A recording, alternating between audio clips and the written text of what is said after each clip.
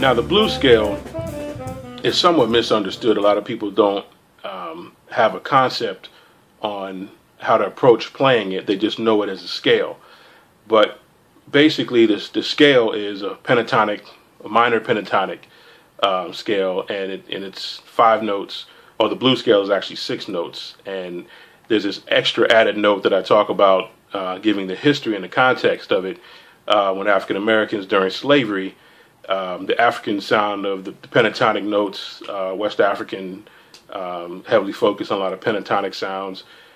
When African Americans experience in America, there's this extra note that's added, and it's that flat 5, basically, that sound, that melancholy note that brings all of that emotion into the scale. So just to give you an example, if you're playing an F, so the 5 note, 1, 2, 3, 4, 5, that's the pentatonic. But when you add that flat 5 note, that the flat 5, it gives that energy, that melancholy, that bended, lowered sound. And so when you play the scale, it doesn't really have the whole meaning in it. So I could just play the scale right now. So it just sounds like notes. But what you have to do is actually learn how to mess around with the notes, how to play triplets, how to sort of play slow, bend the notes, put some growls in it. And that's where the blues feeling comes in, and it gives a lot more expression. So this is the blues, basically the scales, the notes in the blues scale.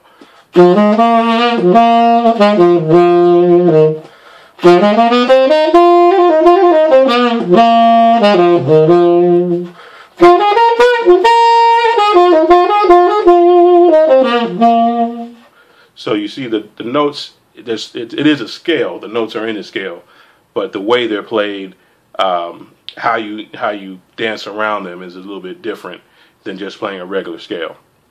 So that's a good way to start approaching to play the blues, and really just take some time to listen to a lot of players play the blues, a lot of slow blues. Listen to that to really get the emotion and the feeling out of the music.